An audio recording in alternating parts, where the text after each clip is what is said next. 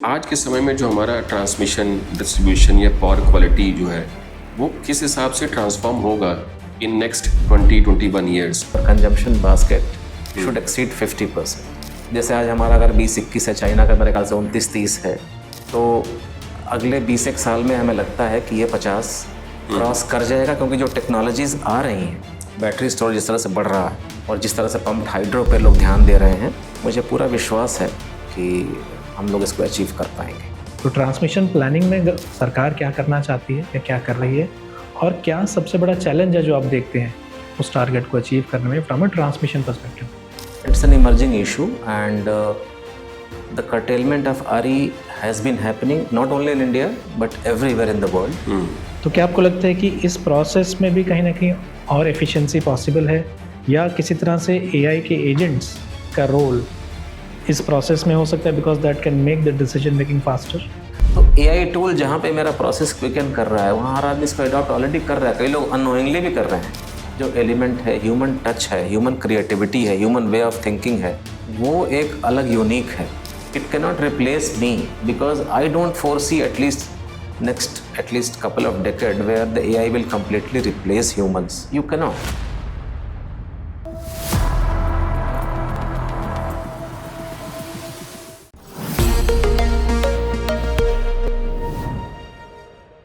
दोस्तों, ground zero podcast के इस एपिसोड में एक बार फिर से आप सब लोगों का स्वागत है। मैं अनुराग बाजपेयी, आपका होस्ट। मेरे को होस्ट हैं ध्रुव जैन, और आज के हमारे गेस्ट हैं Gyan Prakash Upadhyay ji, former IAS, DG EPTA, electric power transmission association ji, and also has worked as a ACS, Additional Chief Secretary, Government of Sikkim. Sir, this much we know. We know much more about you as well. But what we don't know, maybe I think we'll request you to just brief about yourself in 60 seconds. That will be good for our audience to know about you. So good morning everybody. मेरा नाम ज्ञान प्रकाश उपाध्याय है। मैं IAS में नौकरी करके super एनोवेट हुआ हूँ। मैंने BTech सिविल इंजीनियरिंग और MTech स्ट्रक्चरल इंजीनियरिंग में किया है दिल्ली IIT से और IIT रुड़की से। और सिक्किम में मैंने काफ़ी काम किया है, दिल्ली में काम किया है कुछ मंत्रालयों में, और लखनऊ में भी काम किया है। और एडमिनिस्ट्रेशन में आने के बाद मुझे जो मौका मिला, उसके लिए उसने मुझे बहुत कुछ सिखाया, पूरी दुनिया दिखाया, और काफ़ी लोगों के साथ काम करने का मौका मिला। तो एक बड़ा अच्छा अनुभव प्राप्त हुआ मुझे, और मैं कुछ थोड़ा बहुत जो भी कर पाया देश के लिए, मुझे बड़ी खुशी है। और अभी मैं डायरेक्टर जनरल हूँ इलेक्ट्रिक पावर ट्रांसमिशन एसोसिएशन में, जो कि ट्रांसमिशन कंपनीज का एक इंडस्ट्री एसोसिएशन है। Yeah, thank you so much, sir. Sir, you mentioned that आपने मास्टर्स किया structure engineering from IIT Delhi ji. इसका सिविल से आपने रुड़की से बी किया था, BTech किया। उस समय यूनिवर्सिटी ऑफ रुड़की होता था। यूनिवर्सिटी ऑफ रुड़की होता था। तो did this engineering knowledge and know-how change the way the administration or administrator looks at? ये प्रश्न मुझसे मेरे इंटरव्यू में पूछा गया था कि आप IIT के ग्रेजुएट हैं और आपके ऊपर सरकार ने इतना खर्च भी किया है, क्योंकि गवर्नमेंट इंस्टीट्यूट में सब्सिडाइज्ड एजुकेशन होती है, आप लोगों को मालूम है। तो आप जब सिविल सर्विसेज में आएंगे तो क्या ये नॉलेज वेस्ट हो जाएगी? या तो मैंने कहा बिल्कुल वेस्ट नहीं होगी, because I think the application of engineering and applicability is very high. और मैं तो बात कर रहा हूँ, जब मैंने T7 में एंटर किया था इवन टुडे, तो civil engineering is linked with construction, everybody knows, design of buildings and design of cities, towns. तो मेरे ख्याल से मुझे तो हर असाइनमेंट में कोई ना कोई मेरे पास कंस्ट्रक्शन का प्रोजेक्ट रहा ही, और इस नॉलेज ने मुझे बहुत हेल्प की। और मैंने यही उत्तर उस समय भी दिया था इस सवाल का, और मुझे अच्छे नंबर भी मिले थे। तो मेरे ख्याल से मैंने और भी अपने कलीग्स को देखा है जो सिविल के अलावा इलेक्ट्रिकल इंजीनियर हैं या मैकेनिकल हैं या डॉक्टर्स हैं, मेडिकल डॉक्टर्स हैं। आई थिंक सबने बहुत ही अच्छा कंट्रीब्यूशन किया है एडमिनिस्ट्रेशन में, because administration is administering engineering, medical, public health, town planning, construction of buildings, stadiums, big structures, तो ये या इंफ्रास्ट्रक्चर, तो ये कहीं ना कहीं तो काम आता ही आता है, और it is very handy. Engineering करने के बाद लॉजिकल इंटरप्रिटेशन की जो स्ट्रेंथ है वो बढ़ जाती है। और आपने बिल्कुल सही कहा, इंजीनियरिंग करने के बाद हम लोग बहुत रिजल्ट ओरिएंटेड हो जाते हैं। तो जैसे हमें कुछ काम करना है तो हमें ग्राउंड पे रिजल्ट मिलना चाहिए। हम चाहे कितना भी लंबा नोट लिख लें, डिस्कशन कर लें, बैठकें कर लें, मीटिंग्स कर लें, but end of the day I want result on the ground, जो कि एक एटीट्यूडिनल डिफरेंस होता है, जो मैंने देखा है कि जो इंजीनियर्स हैं they are much more careful about the result on the ground. Sir, Sikkim as a state 22वां स्टेट था जो कि 1975 में भारत में जी जी का हिस्सा बना, और फिर आपने 87 में वहाँ पे ज्वाइन किया। 88 में किया था बेसिकली। 88 में किया। हाँ, 87 में तो ट्रेनिंग चल रही थी। सो उस समय का माहौल कैसा था, मतलब आपके लिए, बिकॉज आप दूसरे क्षेत्र से गए थे बेसिकली, आपका जो ये एक बड़ा अच्छा प्रश्न है, और एक ऐसा प्रश्न है जो लोग पूछते नहीं हैं क्योंकि दुनिया हमेशा आज को देखती है, आज से 20-30 साल पहले, 30-35 साल पहले क्या हुआ। तो धन्यवाद ये प्रश्न पूछने के लिए। और मैं बता दूं आपसे कि जब हम लोग शुरू में गए तो थोड़ा सा हमें थोड़ा ऑड सा लगा, अजीब सा लगा। कल्चरली बहुत डिफरेंट था, जियोग्राफिकली बहुत डिफरेंट था, weather wise it was very different. Heavy rainfall area है Sikkim, but it was very beautiful. I mean continuous to be very beautiful. लोग बहुत अच्छे थे। थोड़ा सा ये था कि शुरुआती माहौल था तो थोड़ा बहुत सबको कुछ डाउट था कि जो हुआ अच्छा हुआ या नहीं हुआ, but over a period of time I think सबने ये रियलाइज़ किया कि सिक्किम के विकास और वहाँ के लोगों के विकास के लिए बहुत अच्छा हुआ। और आज मुझे बड़ा गर्व है ये कहते हुए कि सिक्किम राज्य एक बड़ा साफ सुथरा, वेल गवर्नड, बड़ा डिसिप्लिन्ड राज्य है। वहाँ अगर आप गए होंगे, ये जो भी श्रोता लोग जो सुन रहे हैं जो गए होंगे, उन्होंने रियलाइज़ किया होगा कि वहाँ जैसे सिंपल चीज़ें, जैसे सड़क पे कुछ फेंक देना या कहीं कूड़ा इकट्ठा दिखना या गाड़ियों का हॉर्न बजना अननेसेसरली, ये सब बिल्कुल वहाँ नहीं है। लोग लाइन में चलते हैं, ओवरटेक अननेसेसरली नहीं करते हैं। तो मेरे ख्याल से ये चीज़ें दिखने में छोटी लगती हैं सुनने में, लेकिन है बहुत बड़ी, जैसा मुझे लगता है। और सबसे पहले ओपन डेफिकेशन फ्री जो स्टेट हुआ वो सिक्किम हुआ। 100% सैनिटेशन है, और सैनिटेशन जहाँ पर है वहाँ पर हेल्थ है, वहाँ डिग्निटी है, वहाँ एम्पावरमेंट है। Sikkim as a state tourism point of view से भी काफ़ी अच्छा माना जाता है। जी, टूरिज्म मेरे ख्याल से वहाँ की सबसे बड़ी इंडस्ट्री है। अब तो खैर गवर्नमेंट ऑफ इंडिया के सही सौजन्य से जो north east policy, industrial policy आई थी, तो उसके थ्रू काफ़ी इंडस्ट्रीज आई, स्पेशली फार्मा इंडस्ट्री, क्योंकि low volume high value industry ही पहाड़ में चल पाएगी। बहुत हैवी वॉल्यूम वाली इंडस्ट्री तो नहीं चल पाएगी, because transportation is a little difficult. तो मेरे ख्याल से any big pharma company in India they have a manufacturing plant in Sikkim.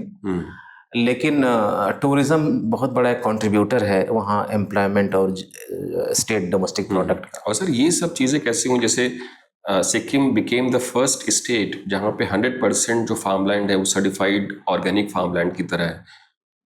मतलब एक तो डिफिकल्ट भी है क्योंकि थोड़ा सा हिली टेरेन भी है, but converting the whole farm land as a certified, मुझे ऐसा लगता है कि चाहे स्टेट हो या कोई परिवार हो या कोई ऑर्गेनाइजेशन हो या कोई कंपनी हो, वो कोई अच्छी चीज़ अगर अचीव करती है तो उसके पीछे जो सबसे बड़ा फैक्टर होता है वो होता है डिसिप्लिन। जी। तो सिक्किम के लोग बड़े डिसिप्लिन थे, और एक लीडरशिप भी होती है, जो जैसे किसी भी कंपनी या परिवार के जो मुखिया हैं उनकी लीडरशिप कैसी है, उनके वो बच्चों पे कितना ध्यान दे रहे हैं, कितना समय बिता रहे हैं। तो जितने परिवार आगे बढ़े हैं इस देश में या कहीं भी आप देखिए, तो वहाँ पे फादर मदर का रोल बहुत इंपॉर्टेंट रहा है। और हमारे स्टेट में लीडरशिप थी, कंटिन्यूटी थी, पॉलिसी स्टेबिलिटी थी, और लोगों का एक जो डिसिप्लिन में रहना, उस चीज़ को फॉलो करना। और देखिए पब्लिक पॉलिसी में क्या होता है कि बड़ा आसान है कहना कि भाई यहाँ से ये हटा दो, ये रोड यहाँ से ब्लॉक कर दो, ये नई रोड खोल दो, या इन लोगों से बोलो ये काम ना करें। लेकिन जिन लोगों की जीविका चल रही है उस चीज़ से, उनको अगर आप ऑल्टरनेटिव नहीं देंगे तो वो लोग आपकी बात नहीं सुनेंगे। तो ये बड़ा इंपॉर्टेंट है कि हमें ये भी समझना है कि भाई जिसको हम किसी चीज़ से अगर हम हटा रहे हैं फॉर राइट रीजंस, तो उसको हमें कोई ना कोई सेकंड अल्टरनेटिव लाइवलीहुड का देना पड़ेगा। तो सिक्किम के लोगों ने रियलाइज़ किया कि पहाड़ी इलाका है और हमारी जो सबसे बड़ी धरोहर है वो नेचर है। नेचर ने उसको बहुत समृद्ध विरासत दी है और उससे उसको सुशोभित किया है। तो उसको अगर हमें सुरक्षित रखना है तो हमें ऑर्गेनिक फार्मिंग अपनानी पड़ेगी। और ऑर्गेनिक फार्मिंग में क्या होता है कि शुरू में 2-3 साल प्रोडक्शन जैसे कम होता है या नहीं होता है, या ज़मीन जैसे उसको हम ऑर्गेनिक में कन्वर्ट करते हैं तो उस समय ये आवश्यक है कि खाने पीने की दिक्कत ना हो, तो स्टेट गवर्नमेंट ने इसका ध्यान रखा। और मेरे ख्याल से 2002 या 3 में शुरुआत हुई थी इस चीज़ की, और 2016 में माननीय प्रधानमंत्री जी आए थे गैंगटॉक, मोदी साहब, और उन्होंने डिक्लेयर किया था। तो 13-14 साल लगे। तो किसी भी काम को करने में, और छोटा स्टेट था तो करने में थोड़ा आसानी थी। बड़े स्टेट में हम इसको डिस्ट्रिक्ट वाइज कर सकते हैं, किसी एक छोटे से एरिया को लेके कर सकते हैं, फिर उसको एक्सपैंड कर सकते हैं। सर ध्रुव और मैं EPTA जो आपकी करंट ऑर्गेनाइजेशन है जिसके आप डायरेक्टर जनरल भी हैं जी, उसके बारे में हम लोग रिसर्च कर रहे थे। वी वर एक्चुअली अंडरस्टैंडिंग कि EPTA का स्कोप क्या है, but it will be good for the audience कि अगर आप खुद बताएं EPTA का विजन क्या है, what are the areas that it covers. ये आपने बड़ा अच्छा प्रश्न पूछा और ये अभी डायरेक्टली मुझसे कनेक्टेड है, तो जी मैं ब्रीफली इसका आंसर दूंगा। EPTA का फुल फॉर्म है इलेक्ट्रिक पावर ट्रांसमिशन एसोसिएशन, और ये जो ट्रांसमिशन इंडस्ट्री है, जैसे बिजली जहाँ बनती है वहाँ से बिजली को 500 किलोमीटर या 1000 किलोमीटर दूर कहीं ले जाना है, तो ट्रांसमिशन लाइन के थ्रू जाती है। हमारे जितने दर्शक लोग सुन रहे हैं उन्होंने देखा होगा लाइनें जाती हुई, खंभों के बड़े बड़े खंभे दिखते हैं, उनके ऊपर से लाइनें जाती हैं। तो ट्रांसमिशन में पहले पावर ग्रिड था और सारे काम पावर ग्रिड ही करता था, सारी लाइनों को। 2003 में इलेक्ट्रिसिटी एक्ट पास हुआ, जो कि एक बड़ा ही प्रोग्रेसिव एक्ट था, और 2010 से जाके इस सेक्टर को खोला गया फॉर प्राइवेट सेक्टर। उसके बाद शुरू में बड़ी टीदिंग ट्रबल्स थी, ये काम आसान नहीं है, बड़ा मुश्किल काम है, और जो भी लोग करते हैं मैं तो उनकी बहुत प्रशंसा करता हूँ कि बड़ी मुश्किल से काम होता है, क्योंकि आपकी लाइन जंगलों से, वाइल्ड लाइफ कॉरिडोर से, गाँव से, घनी बस्तियों से गुजरती है, तो आपको बनाने में काफ़ी मेहनत करनी पड़ती है, लोगों से अच्छा संपर्क होना चाहिए, बहुत सारी क्लियरेंसेस चाहिए। तो जब ये खुला तो जो प्राइवेट सेक्टर है फिर धीमे धीमे इसमें आना शुरू हुआ। तो आज की डेट में करीब 12-14 ऐसी बड़ी कंपनीज हैं जो ट्रांसमिशन लाइन बनाती हैं in addition to power grid. तो उनका जो इंडस्ट्री एसोसिएशन है वो EPTA है, और मेरा सौभाग्य है कि मैं वहाँ पे DG हूँ, और वहाँ आने के बाद मुझे भी सेक्टर को समझने का मौका मिला है। तो जो पॉलिसी इश्यूज होते हैं मिनिस्ट्री के साथ, रेगुलेटरी इशू होते हैं CERC के साथ, टेक्निकल इश्यूज होते हैं जो CEA के साथ, हम लोग संवाद करके, ताकि इंडस्ट्री का एज ए होल, सेक्टर का एज ए होल बेनिफिट हो। उसमें मेरे ख्याल से जो इश्यूज हैं हमारे और पावर ग्रिड के वो सब कॉमन हैं। तो हम लोग चाहते हैं कि ईज ऑफ डूइंग बिजनेस और बढ़े और लाइनें अच्छे से बने, क्योंकि देखिए फ्यूचर जो है हमारे देश में, पहले क्या था, पहले हाइड्रो पावर थी, थर्मल पावर था, अब RE बहुत तेजी से आ रहा है, और RE 50% ऑलरेडी पहुंच गया है, जो इंस्टॉल्ड कैपेसिटी है हमारी, आगे वो और बढ़ेगा।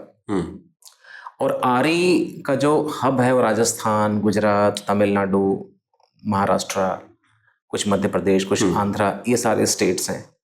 तो अब बिजली वहाँ बन रही है, बिजली जाना है पूरे देश में, तो ट्रांसमिशन लाइनों का होना, हालांकि उनमें इन्वेस्टमेंट काफ़ी है, लेकिन आज वो इन्वेस्टमेंट हो जाएगा तो अगले 35, 40, 50 साल के लिए वो एक देश के लिए, एक जैसे शरीर में ब्लड का फ्लो होता है थ्रू वेन्स, और अगर ब्लड हर हिस्से में पहुंचे तो शरीर स्वस्थ रहता है जी। तो वैसे ही बिजली अगर हर देश के कोने में सही तरीके से पहुंचे तो देश स्वस्थ रहेगा, प्रगति करेगा। बिल्कुल बेसिक रिक्वायरमेंट है बेसिकली किसी भी चीज़ के लिए, चाहे रेजिडेंशियल हो या इंडस्ट्रियल हो। और अभी बीच में जो क्राइसिस हुई थी गल्फ़ की, तो उसमें आपने देखा माननीय प्रधानमंत्री जी ने बोला कि लोग इंडक्शन, मतलब उसकी गैस की खपत अगर कम करना हो तो इलेक्ट्रिक कुकिंग, जैसे हमारे यहाँ इलेक्ट्रिक कुकिंग बहुत कम है, विदेशों में अगर आप जाएं तो वहाँ पे इलेक्ट्रिक कुकिंग ही होती है। तो इलेक्ट्रिक कुकिंग जब बढ़ेगी तो डिमांड बढ़ेगी डोमेस्टिक। तो ये सब चीज़ें हैं जो धीमे धीमे आई थिंक बढ़ रही हैं, और EVs आ रही हैं बहुत तेज़ी से, लोग रूफटॉप सोलर बहुत लगा रहे हैं। तो इन चीज़ों से हमारी जो स्पेशली जो हमारा, अगर हम EV पे जाएंगे, कुकिंग करेंगे इलेक्ट्रिसिटी से, तो उससे क्या होगा कि हमारी डिमांड भी बढ़ेगी और हमारा जो डिपेंडेंस है फॉसिल फ्यूल पे वो भी कम होगा। बिल्कुल, ट्रांजिशन बहुत तेजी से चल रहा है। एक सर एक क्यूरियस सा क्वेश्चन है, जैसे अभी हम लोग 4 ट्रिलियन इकोनॉमी पे हैं जी लगभग, और मतलब वी एंटिसिपेट या प्रोजेक्टेड इकोनॉमी है कि 30 ट्रिलियन के आसपास होगी 2047 तक, and will become a developed nation by 2047 जी, आज़ादी के 100 साल के बाद। आज़ादी के 100 साल के बाद। तो उस वाले केस में आज के समय में जो हमारा ट्रांसमिशन, डिस्ट्रीब्यूशन या पावर क्वालिटी जो है वो किस हिसाब से ट्रांसफॉर्म होगा इन नेक्स्ट 20-21 ईयर्स?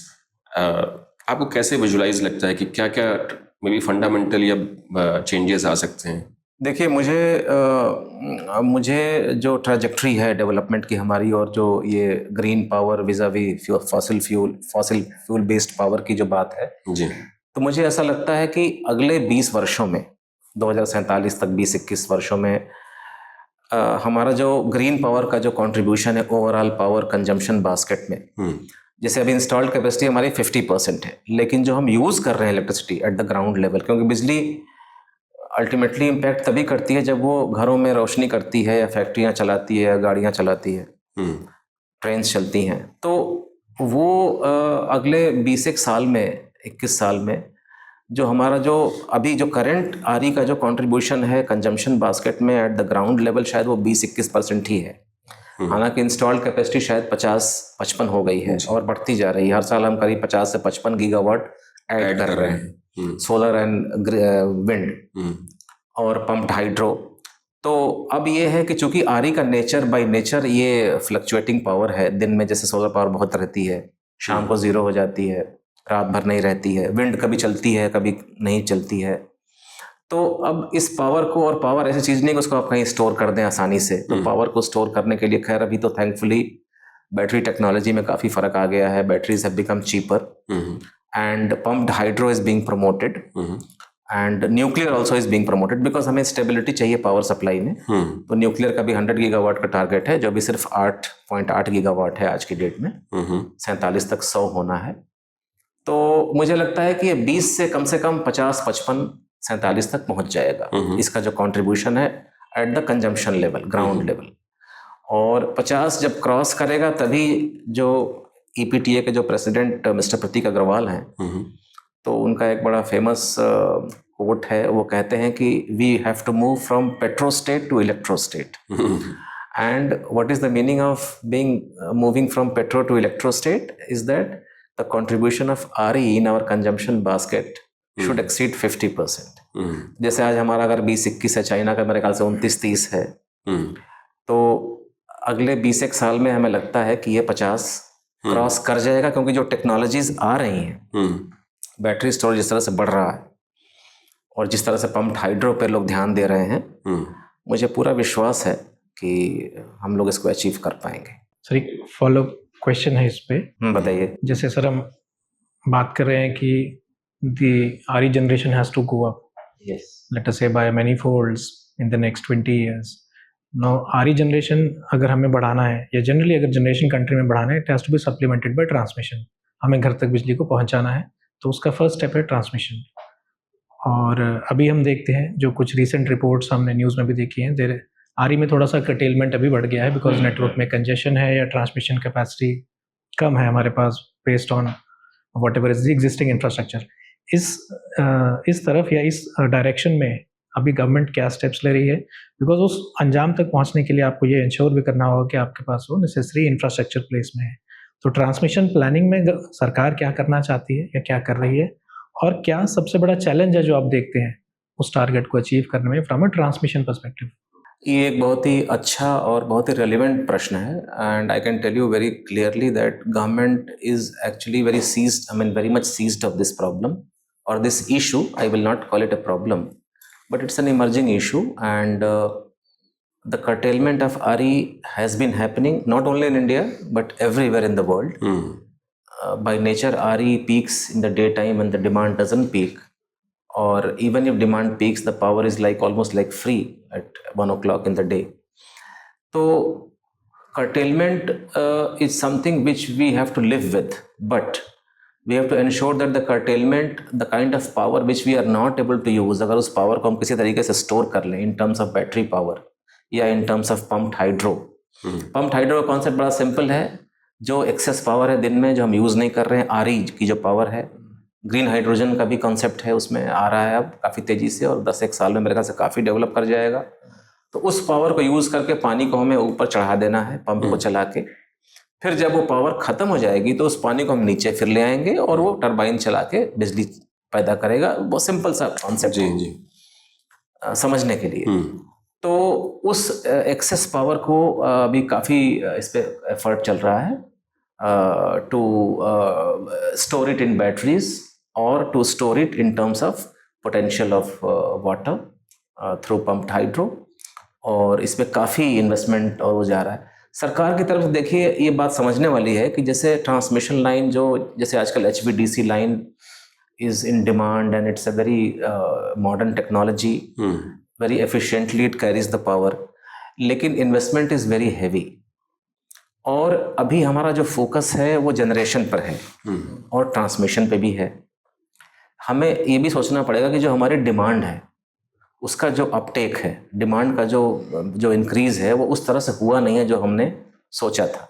तो आज की डेट में हमें इस पर ध्यान देना है कि where is the demand, how can we stimulate the demand. So demand can be stimulated by, for example, as I mentioned, electric cooking. If it is employed at mass scale by households, demand will shoot up obviously. तो हमें बहुत आवश्यकता इस बात की है कि we should increase the demand also. In addition to production and transmission, we must focus on demand also. EVs ज़्यादा adopt हों और cooking electric हो और industries लगें और manufacturing हो तो डिमांड बढ़ेगी। तो उस डिमांड को फुलफिल करने के लिए और जो इन्वेस्टमेंट है, जैसे मान लीजिए हमारा सोलर पावर का प्लांट है 10 गीगावाट का या 5 गीगावाट का, और हमने लगा दिया transmission line several thousand crore खर्च करके, and it is only being used for 8 hours in a day. 16 घंटे वो लाइन फिर खाली है because there is no power which can be transmitted. या बैटरी पावर हमने स्टोर भी की 2 घंटे की, 4 घंटे की, फिर उसके बाद 10 घंटे के बाद फिर वो लाइन खाली है। तो इतना जो हैवी इन्वेस्टमेंट है, if it is remaining empty, unused for 10 hours a day or 15 hours a day, so that is also not a very good thing. So we need to ensure that in the vicinity of that RE plant, there are pumped hydro, but pumped hydro में पानी चाहिए आपको, so it is not that you can create it anywhere. You have to have water and also the system to store it so that you are able to pump the water. But what is more important is, in addition to production and transmission, we should have good demand everywhere. And we should have a means to utilize the transmission line 24/7. क्योंकि इतना heavy investment है, तो 8 घंटे के बाद जब आरी खत्म हो जाएगा तो आसपास विंड हो, पम्प्ड हाइड्रो हो या न्यूक्लियर हो, जिससे कि वो पावर फ्लो करे। ये बहुत इंपॉर्टेंट है।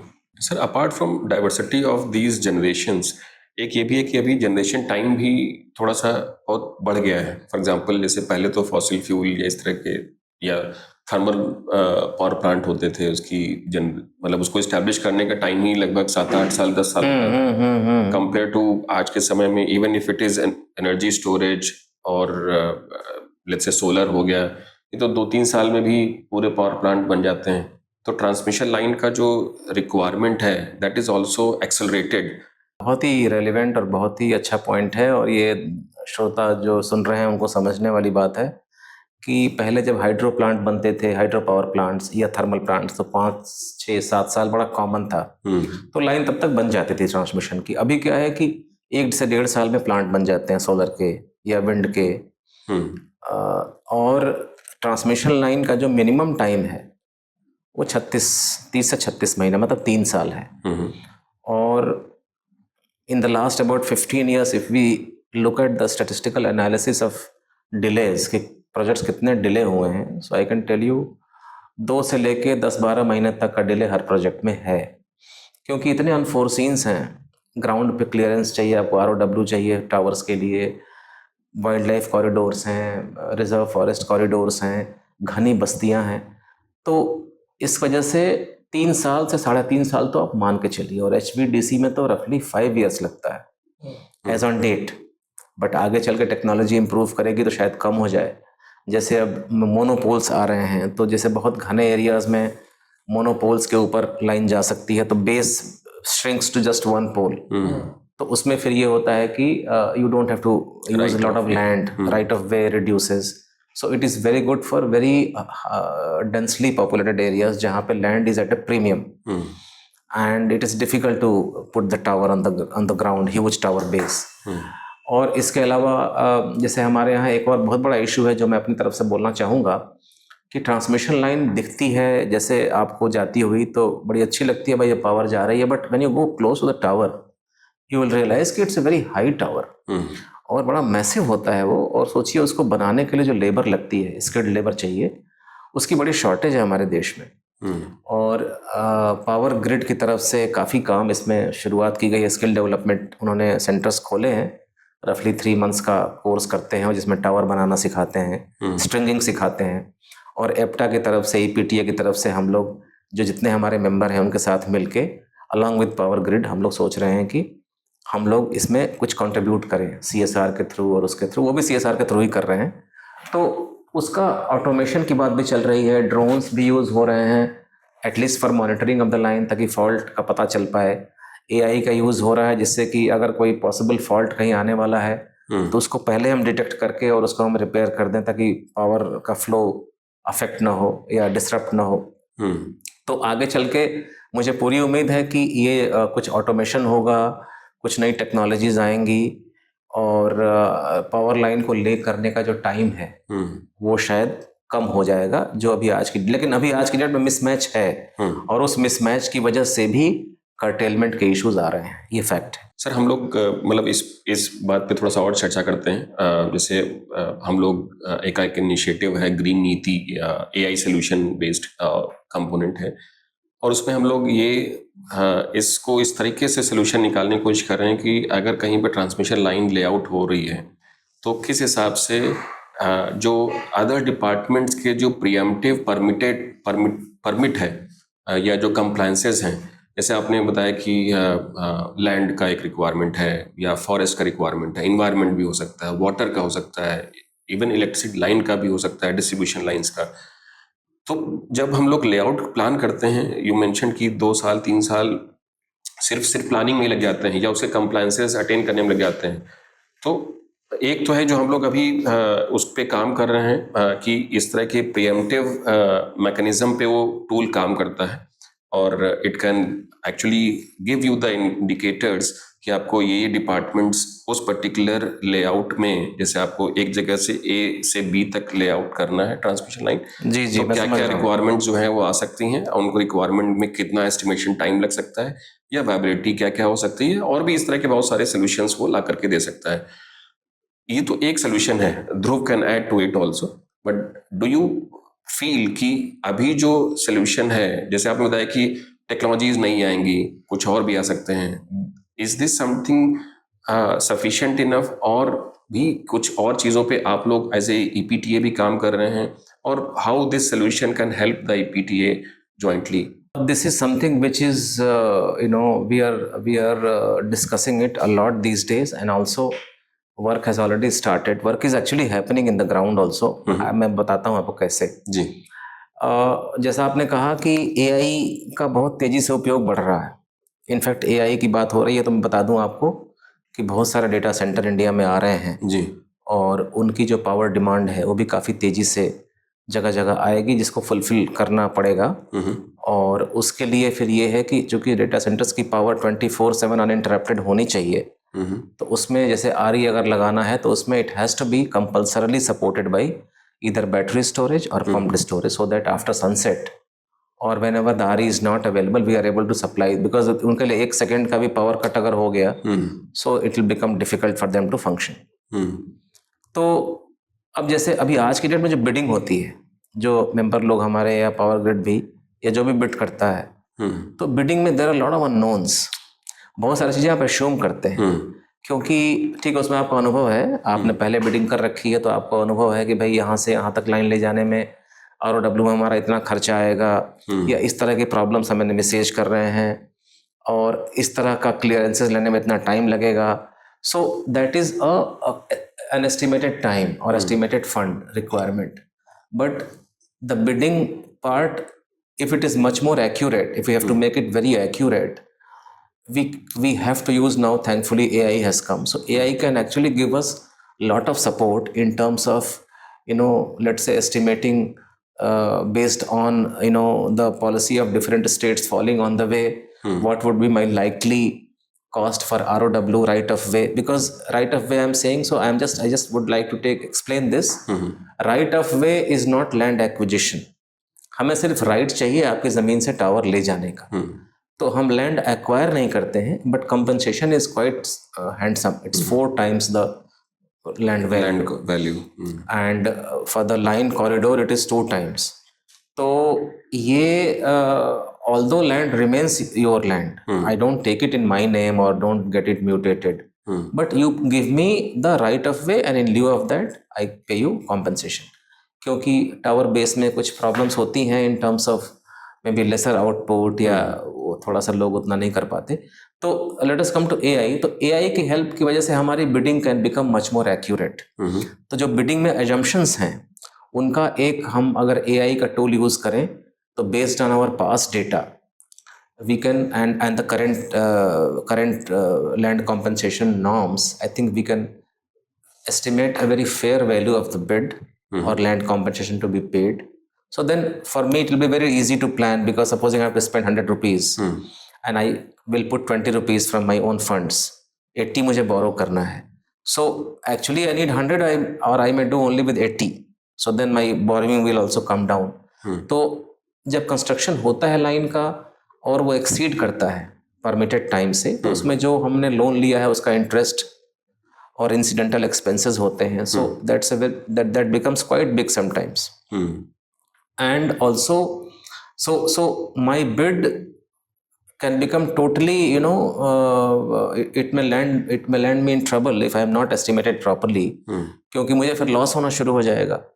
तो I have to have a very fair idea of time, कितना टाइम लगेगा based on the corridor that I am adopting, the kind of state laws that are there, so the kind of money that I will have to shell out for substation, intersections and for tower base and the line corridor.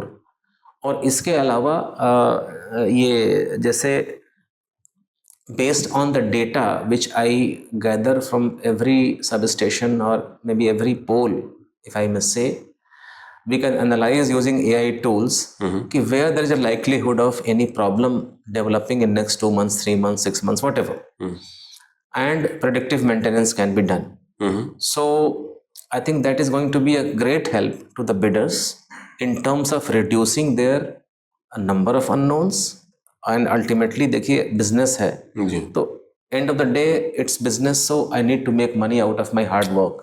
So to allow me to make fair amount of money which is justified and due to me after working, मुझे loss ना हो जाए किसी इस तरह से जो मेरा एजम्पशन गलत हो गया और मुझे ऐसा इंस्टेंसेस हुए हैं कि मटेरियल कॉस्ट में फ़र्क पड़ गया या ROW में कोई लाइन फंस गई, कुछ टावर फंस गए, तो उसमें जो इंटरेस्ट जो पोर्शन है या जो लाइन कंप्लीट नहीं हुई तो आपको टैरिफ लाइन का जो पेमेंट है अल्टीमेटली, ये भी सबको समझना होगा कि जैसे मैंने पैसा लगाया 100 करोड़ या 500 करोड़ या 1000 करोड़, तो मुझे वो पेमेंट होता है थ्रू टैरिफ, और वो अगले 35 साल तक उसका पेमेंट होता है.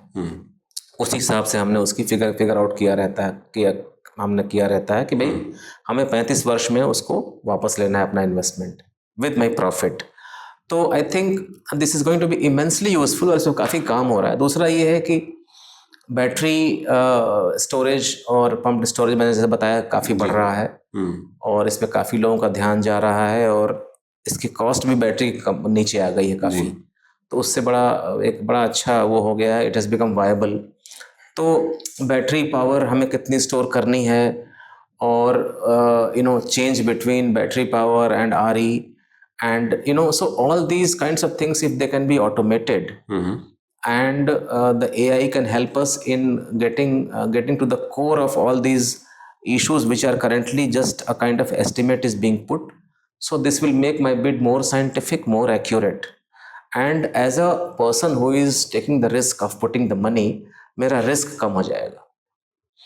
तो ये मेरे ख्याल से मुझे ऐसा लगता है कि अगले 3 से 4 साल में बहुत फर्क पड़ जाएगा because of more and more AI tools coming and getting applied on this transmission planning and implementation of the lines. Typically, sir, what we are estimating at this point of time, ki even if the tool has let's say 85 to 90% or 80 to 90% efficiency level या accuracy level आ जाए, it will be a great tool for the estimation. It will be undoubtedly a great tool because, as I said, I get myself amazed bidding is so complicated in transmission projects, क्योंकि ये project localise नहीं है। 500 kilometre लंबा project है, 1000 kilometre लंबा है, 700 kilometre लंबा है। अब वो रास्ते में शहर, जंगल, वाइल्ड लाइफ, नदी, पहाड़, तो वो इतने सारे अननोन चीज़ें आती रहती हैं कि वो बिडर को एस्टिमेट करना एक बहुत बड़ा वो है। और अगर मुझे उसमें हेल्प मिल जाए तो I will not only be able to save my money means nation's money, I am borrowing from the bank, but I can also give more value to my shareholders, because my company ultimately is a business, and if there are shareholders, they would expect a return on the equity. So I will be able to actually even if it is 75%, it's a great help. It's a great help. तो अभी तो zero है या 10-20% है, हम अंदाज से कर रहे हैं जी। तो इस पे इसका बहुत फर्क पड़ेगा। और ये it will bring a lot of efficiency, and AI can also be used for synchronization of various digital parameters which are there, जैसे कि कई सारी फ्रीक्वेंसीज हैं, कई सारी फाइल्स हैं, डिजिटल फाइल्स होती हैं HVDC में, स्पेशली PSSE फाइल्स बोलते हैं, नेटवर्क फाइल्स बोलते हैं। तो पहले क्या था कि RE कम था, मोस्टली डिपेंडेबल पावर थी, फॉसिल फ्यूल या हाइड्रो थी। अब RE बहुत बढ़ रहा है, तो उसका जो ट्रांसमिशन के साथ जो उसका इंटीग्रेशन है, उस पोर्शन को लेकर के जो सिंक्रोनाइजेशन ऑफ फाइल्स हैं, डिजिटल उसका जो डेटा है, उसमें RE can help a lot, so that we can seamlessly connect the plant with the grid, and grid would be able to also get intrinsic knowledge of how much power is coming at what time and how I have to plan, हमें कब लेना है, कब उस power को वहाँ battery में डाल देना है, कब उस पावर को कर्टेल करना है। Curtailment is something I will again से, कर्टेलमेंट का मतलब ये नहीं है कि हम इसको पूरा नेगेटिव ही लें। Curtailment is something which we have to live with. Curtailment का परसेंटेज कम होना चाहिए। कर्टेलमेंट होगा, फिर भी होगा, और दुनिया के हर देश में हो रहा है, क्योंकि 100% हम पावर यूज कर पाए, सिचुएशन शायद डेवलप हो पाए ना हो पाए, but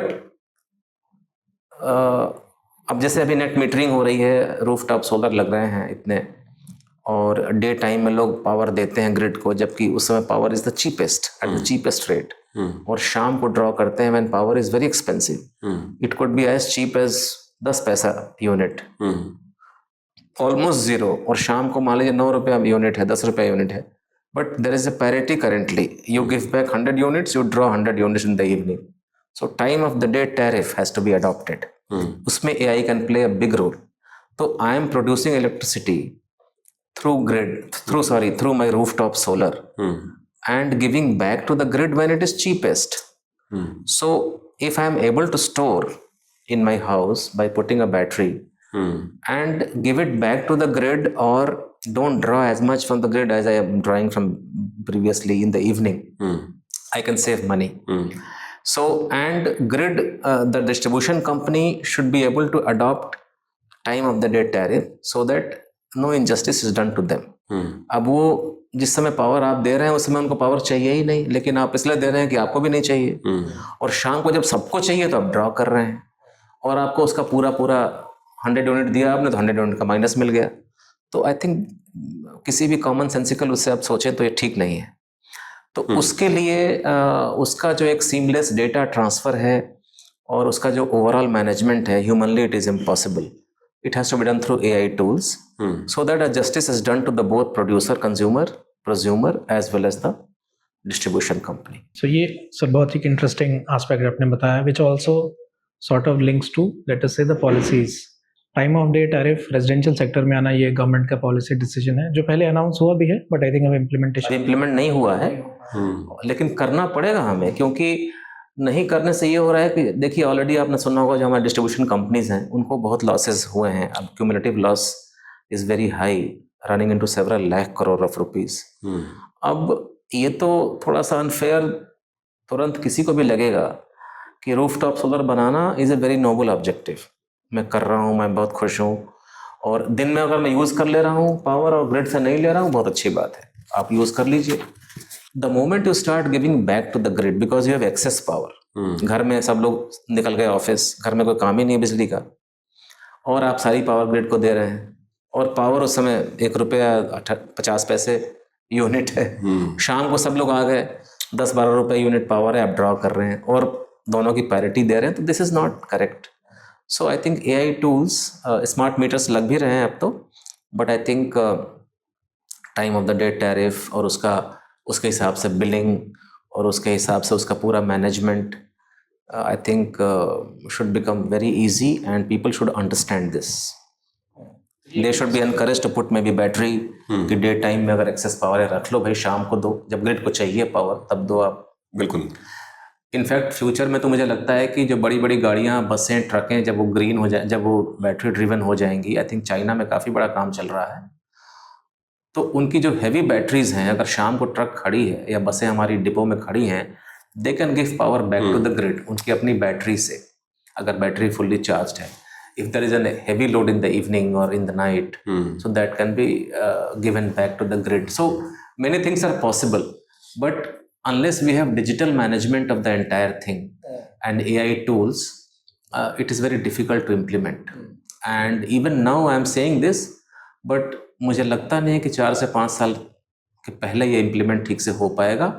Maybe a little less if pace of development and adoption gets faster, लेकिन इस चीज़ को करना बहुत ज़रूरी है क्योंकि ये सबके हित में है, और this will encourage good practices. जैसे मैं प्रोज्यूमर हूँ तो मैं बिजली बना रहा हूँ, ठीक है, लेकिन आप स्टोर करिए, हम 0, और अगर आप दिन में देंगे तो विल पे यू ओनली 10 पैसा पर यूनिट, और शाम को आप लेंगे तो आपको 10 रुपया यूनिट हम देंगे, तो 9 रुपये 90 पैसे आपको तब भी पे करना है। तो इस चीज़ का होना, when we talk about business, so I think we should focus on these points. इसमें एक क्वेश्चन है मेरा सर, जैसे हम बात करते हैं ट्रांसमिशन लेटर से प्लानिंग की, उसमें एक एस्पेक्ट होता है जब files move through different departments in the government, जैसे पावर डिपार्टमेंट से आप रेवेन्यू डिपार्टमेंट तक फाइल जाती है, राइट ऑफ वे की जब क्लियरेंसेस की बात करते हैं, या वाइल्ड लाइफ डिपार्टमेंट है, या मान लीजिए डिफेंस है, एयरपोर्ट्स है, तो क्या आपको लगता है कि इस प्रोसेस में भी कहीं ना कहीं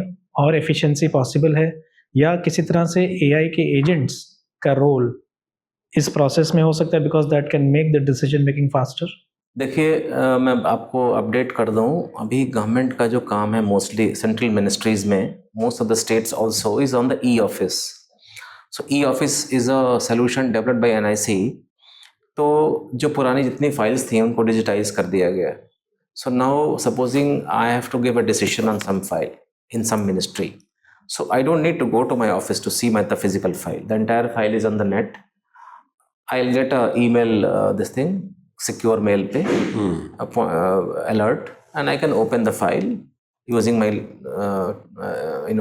login ID and password, and I can type my note and give it back.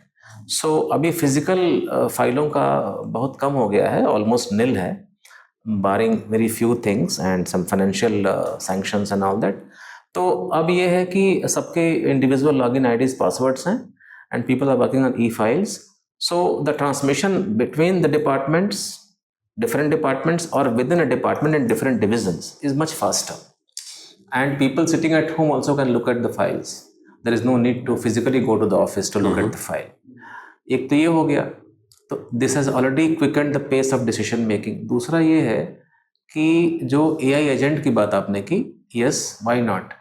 If we are able to, for example, secure clearance from some other ministry, and there is an AI bot or there is an AI tool which can, carry the whole thing and explain and get it done and bring it back through the digital means, this will quicken the thing very much. तो ये चीज़ें already practice में हैं, और I think government की working, government by nature has got, the systems are so secure, I mean they are made so secure and cross check and balances बनाए गए हैं कि थोड़ा सा टाइम लगना उसमें, मतलब it is something which is unavoidable. But अब जो फिजिकल जब फाइल्स थी और आज जो इलेक्ट्रॉनिक फाइलें हैं, डिजिटल फाइलें हैं, उसमें बहुत फ़र्क पड़ गया already. Several days have been reduced in terms of decision making. तो ये तो ऑलरेडी हो गया है और आगे और भी होगा. और but this was when there was not much of AI use. I mean, e-office. So e-office can further be modernized by utilizing AI tools, as you rightly pointed out. हमारा डिजिटाइज हो गई, उसको डिजिटलाइज होना भी pending है, तो वो थोड़ा सा वो हाँ, डिजिटाइज हो गए, बट डिजिटलाइज अब होना है और हो रहा है, ये प्रोसेस हो रहा है। क्योंकि जहाँ पे देखिए एआई को लेकर के किसी को डरने की भी आवश्यकता नहीं है, और एआई का जो इम्पोर्टेंस है, जैसे मुझे कहीं जाना है, let's say I will give an example, मुझे कहीं जाना है तो मुझे पैदल जाऊंगा तो 1 घंटा लगेगा, कार से जाऊंगा तो 5 मिनट लगेगा, तो मैं ऑब्वियसली कार से जाना चाहूँगा कि चलो 5 मिनट में पहुँच जाओ। तो एआई टूल जहाँ पे मेरा प्रोसेस क्विकन कर रहा है, वहाँ हर आदमी इसको अडॉप्ट ऑलरेडी कर रहा है, कई लोग अननोइंगली भी कर रहे हैं। हमारे मोबाइल फ़ोन में भी एआई के बहुत सारे फीचर्स डाल दिए गए हैं, छोटे मोटे। लेकिन मैं फिर भी कहूँगा कि इस एआई के ज़माने में ह्यूमन जो एलिमेंट है, ह्यूमन टच है, ह्यूमन क्रिएटिविटी है, ह्यूमन वे ऑफ थिंकिंग है, वो एक अलग यूनिक है। सो AI should give me, should quicken my decision making, should increase my efficiency.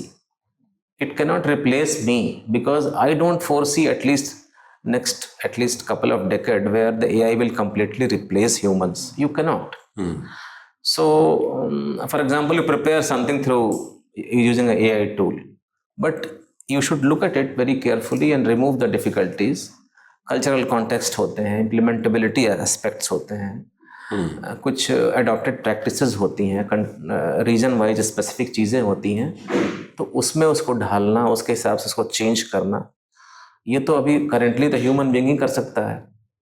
और आगे भी टेक्नोलॉजी कितनी भी एडवांस हो, I think human touch, humans ने ही तो बनाया है उस टेक्नोलॉजी को, तो ह्यूमन टच कैसे ख़त्म हो जाएगा? नहीं, वो तो बिल्कुल ठीक बात है, खत्म नहीं होना चाहिए। नहीं, होगा भी नहीं। ये जरूर है कि हम सबको, for good of the society, हम सबको, सारे लोगों को और स्मार्ट और तेजी से काम करना होगा और अपने आप को थोड़ा सा अपडेट करना होगा। ठीक है, दैट्स फाइन। सर, एक क्वेश्चन है जो मुझे लगता है कि पावर प्रोक्योरमेंट से रिलेटेड है। So for example, I will take an example, जैसे अभी रेलवे का कुछ महीने पहले एक टेंडर आया मध्य प्रदेश में, उसमें 24/7 पावर प्रोक्योरमेंट के बारे में कहा गया, और उसमें सबसे मतलब जो पावर परचेज की जो कॉस्ट थी वो भी आई थिंक 5.5 रुपीज़ ऐसे करके आसपास आई।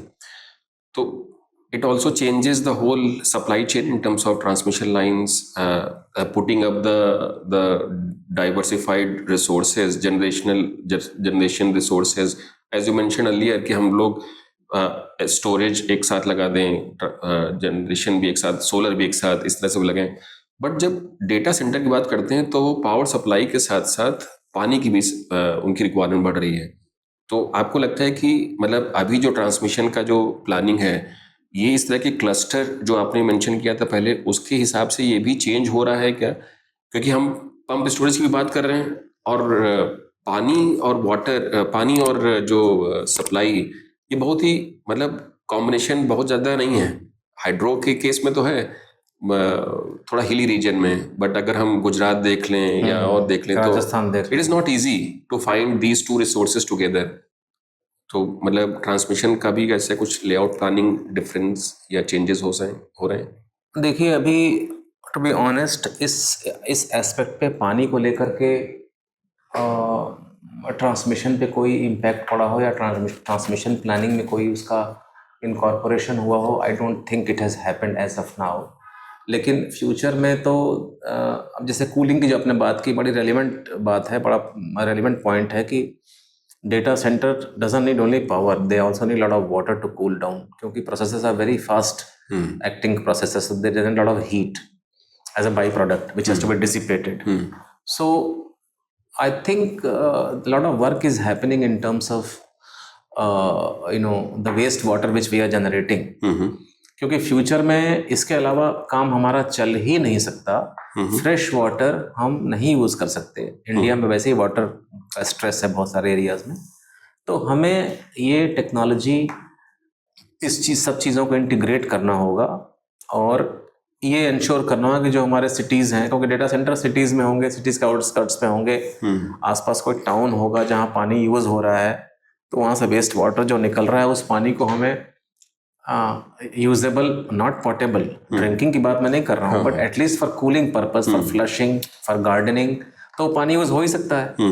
तो हमें पानी की प्लानिंग इस तरह से करनी होगी कि जो पानी ऑलरेडी हम सिस्टम में डाल रहे हैं, फ्रेश वाटर, जब वो निकलेगा तो उस पानी को हम कैसे रीयूज करें। और इस चीज़ में भी काफ़ी चीज़ें, टेक्नोलॉजीज आ गई हैं, और ऐसे पानी को यूज़ करके ही हम आगे बढ़ पाएंगे, क्योंकि हमारे पास फ्रेश वाटर हम हर जगह इतना एक्सेस नहीं है जिसको हम कूलिंग के लिए यूज़ कर पाएँ। और ट्रांसमिशन में मेरे ख्याल से आगे चल के ज़रूर इस चीज़ का ध्यान रखा जाएगा, because as you rightly said, I only mentioned कि 8 घंटे के लिए हम इतना हैवी इन्वेस्टमेंट अगर करते हैं तो बाकी 16 घंटे क्या होगा।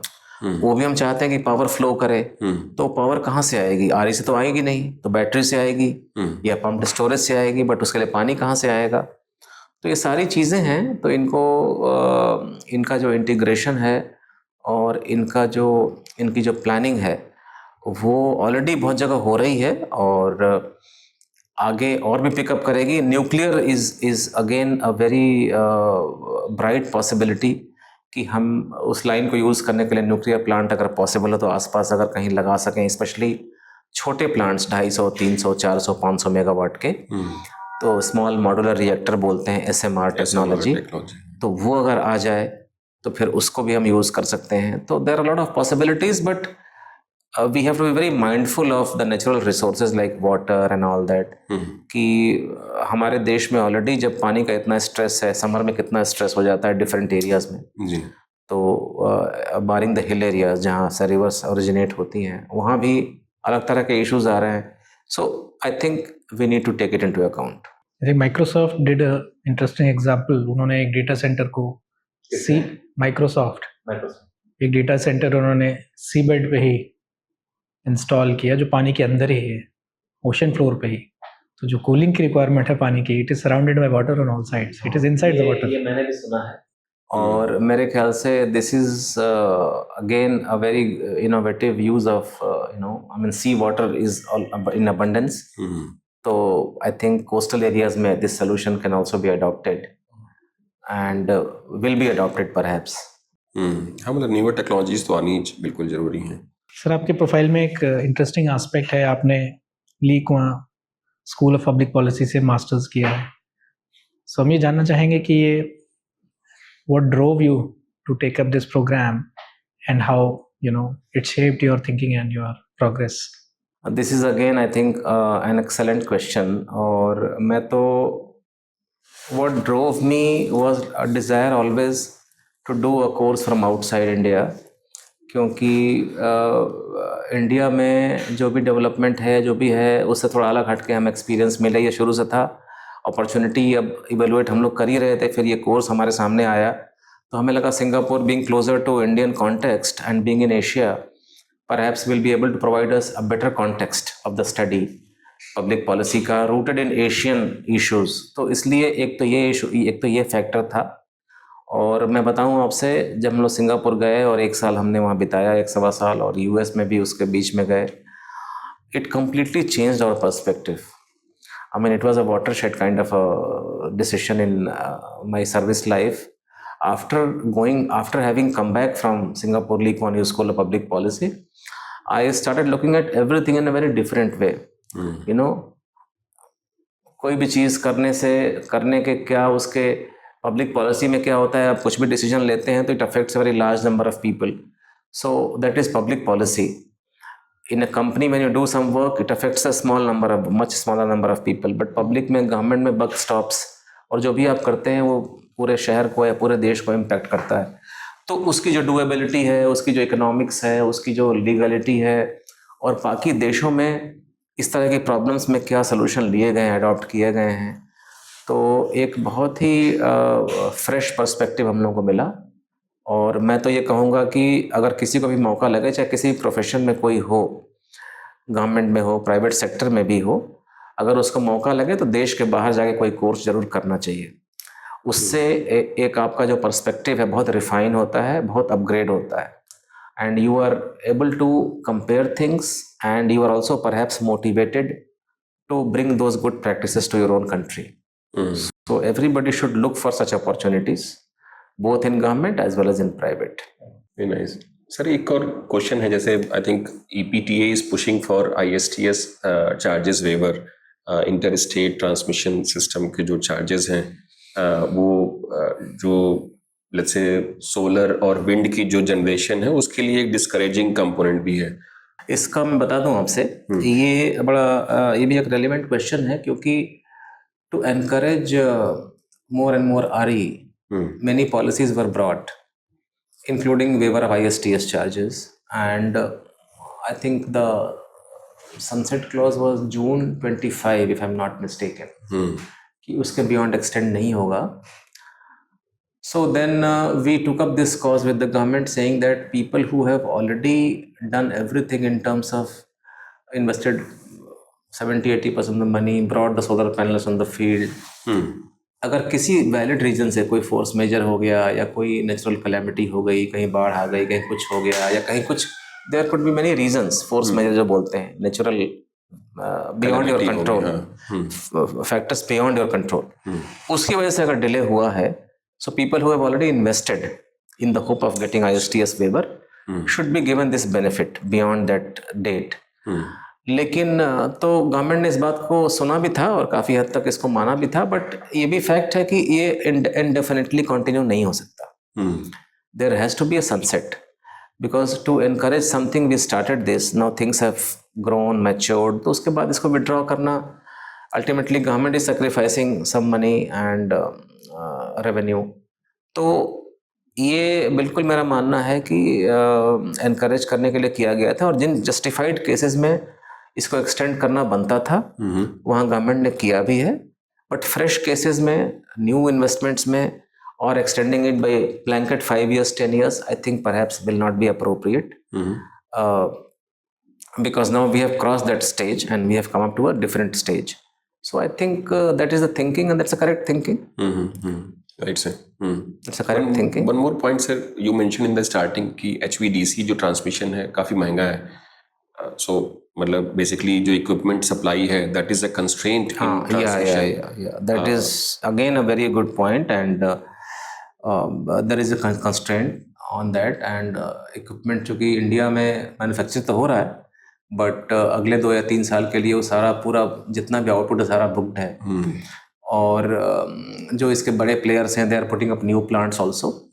So and recently government has taken a policy decision to ease the land border sharing country से import जो बीच में restrict हुआ था, तो वो भी open हो गया है. So it can be imported, or the companies can invest in India and set up new plants from other countries. So I think it is picking up very fast, and companies also are seeing opportunity. So they are investing more and more money, and it will also encourage make in India वाला जो concept है कि भाई हमारे देश में आके बनाइए, आपको अश्योर्ड ऑर्डर तो मिलना ही है, क्योंकि जो प्रोजेक्शन है अगले 5 साल का बड़ा रोबस्ट है, और उसके बियॉन्ड भी चलेगा. तो I think this is how things have become better than before, and that land border वाला रिस्ट्रिक्शन भी ईज हो गया है, और new plants are coming up, but still it is a bit of a challenge. And there is a waiting queue for equipment order to be procured, and the companies have their order books full, जो भी उनकी capacity है. तो I guess it will ease over with the passage of time. I am sure about that. Sir, what is the vision of EPTA? मतलब आपको क्या लगता है कि what is the role that the EPTA will play? देखिए, मैं बड़े plane और सिंपल शब्दों में ये कहना चाहूँगा. Currently in the capacity of being the Director General, my job is to ensure that my members who are members of EPTA, for them ease of doing business should go up. They should be facilitated in rightful way wherever there are policy constraints or any kind of improvement can be brought in terms of policy or regulatory matters, which can quicken their increase their enhance their efficiency. So that should be done. And beyond that, if I go, then the entire transmission sector as a whole, in which I also count Power Grid Corporation of India, PGCIL, क्योंकि हमारे सारे issues mostly common हैं, तो पूरे sector को benefit हो. और इसमें मैं एक पॉइंट पहले नहीं बता पाया था कि इसमें स्टेट्स का भी रोल बहुत इंपॉर्टेंट है. क्योंकि जो लाइन है वो स्टेट्स के थ्रू ही गुजरती है। गवर्नमेंट ऑफ इंडिया तो है ओवरऑल एक गार्जियनशिप और उसको वो करने के लिए, बट स्टेट्स का जो जैसे ROW है वो स्टेट्स पे डिपेंड करता है, land is state subject. Wild life corridors हैं या जो भी हैं, तो लोकल लोगों का जो भी अगर कहीं कहीं पे रेजिस्टेंस है फॉर सम रीज़न, तो ये सारे स्टेट के डोमेन में आते हैं। तो स्टेट्स का भी रोल बहुत इंपॉर्टेंट है। तो I envision a time when all the states they are aligned in terms of their rules, their bidding process, tariff based competitive bidding, regulatory issues, so that for a developer he doesn't have to negotiate state by state, or he can predict things कि जैसे यहाँ पर है line Maharashtra से निकल के मध्य प्रदेश जाएगी, तो वहाँ भी मोर और लेस सिमिलर इश्यूज हैं या लॉज वेरी सिमिलर हैं, तो हम ऐसे काम कर सकते हैं। तो एक तो हमको ये करना है, और कुछ भी हम कर लें, एंड ऑफ द डे अगर हमारे जो डेवलपर्स हैं जो इस प्रोसेस को, जो इस चीज़ को इम्प्लीमेंट कर रहे हैं, उनकी अगर लाइफ इजी होती है, सो EPTA will be very happy that in terms of our contribution, and I think we have been doing the same thing. So, and government, I must thank government of India and all the other जैसे CERC हो गया, CA हो गया, Ministry of Power हो गया, MNRE हो गया, for their wholehearted cooperation. I mean, I have always received that, and I hope to receive that in future also. I have one curiosity question also, sir. जैसे अभी 2030 तक it is projected कि हमारा 500 gigawatt के आसपास में generation होगा। जी जी। तो कोई ऐसा समय भी आएगा कि जो अभी टैरिफ रेट है उससे कम भी हो सकता है कभी, या बढ़ेगा ही? कम भी हो सकता है, मेरे ख्याल से चीज़ों के दाम कम हो रहे हैं और एफिशिएंसी बढ़ रही है सिस्टम में, और एज बी सेड AI के आने से एफिशिएंसी बहुत एनहेंस होने की उम्मीद है, तो कम भी होना चाहिए। और आई मीन अगर बढ़ेगा भी तो जिस तरह से इन्फ्लेशन बढ़ रहा है, जिस तरह से चीज़ों के दाम बढ़ रहे हैं, उसके बियॉन्ड नहीं बढ़ना चाहिए। और I think even today the power is quite affordable. I mean, we are in urban areas, so we pay the tariff which we can afford, and but definitely I see a possibility of coming down because of a lot of new things coming up, digitalization happening, so this should enhance the efficiency and bring down the cost. एक चीज़ sir मैंने और सुनी है इसमें कि there is a thought जहाँ पे they are talking about now grades of power. Reliable power versus unreliable power. So the cost of supply of power to two different sets of consumers based on the reliability expected could be different. It is something that we've seen in the telecom recently. There is something known as fast lane that Airtel has launched. वो premium customers के लिए, एक normal customers के लिए service वही है, but उसमें grades है। इसी तरह से हमने ये सुना है, आई डोंट नो कितना सही है या गलत है, maybe you can tell, कि पावर सप्लाई में based on reliability there could be grades of power in future. In fact, I have not really heard much about it, and मेरे ख्याल से power supply has to be reliable, because if it is not reliable, then it may lead to problems like even the equipments and all, they may be damaged, and ultimately you link it with your economic output, so you may not like to sacrifice by going for a cheaper alternative. But honestly, I'll tell you, I have not given it much of a thought, or my personal opinion is that we should only go for reliable power for everybody. Even if it is a bit expensive or whatever normal tariff, not a cheaper tariff, we should go for it. Because it is not only lighting of a lamp, but running of so many appliances and ultimately our efficiency. सही बात है। तो ऐसा होना चाहिए, मुझे ऐसा लगता है कि ऐसा होना नहीं चाहिए। और let's hope that we are able to convert our country, take our country from being a petro state to an electro state by 2047, and we all use more and more electric power for cooking in our homes. We all buy in times to come electric vehicles and phase out our fossil fuel vehicles, and wherever we can use electricity, we should use it. So things will change definitely. Perfect sir, बिल्कुल ठीक है। हम लोग बस एक short rapid fire round से, short question short answer.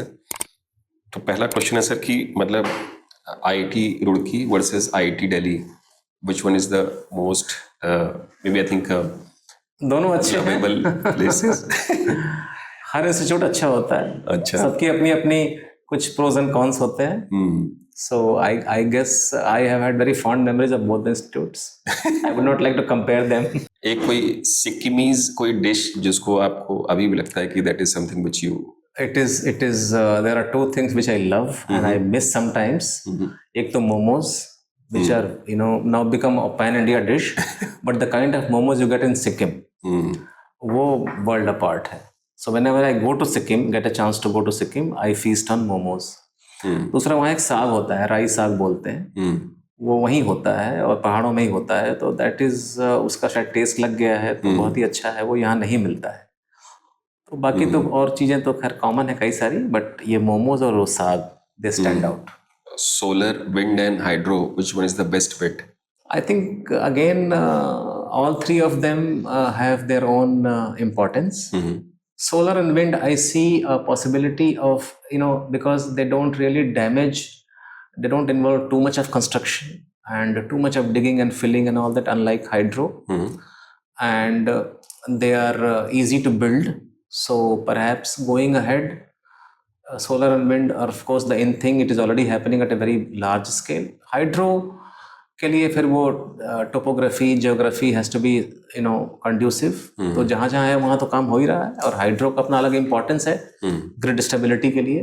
Pumped hydro I hope जहाँ जहाँ पानी है वहाँ डेवलप हो आरई को यूज़ करके, ताकि हमारा ग्रिड रेजिलिएंट हो और थोड़ा आराम से सांस ले पाए। अ बुक और author which you want to go back again and again? I have read lot of books which have inspired me.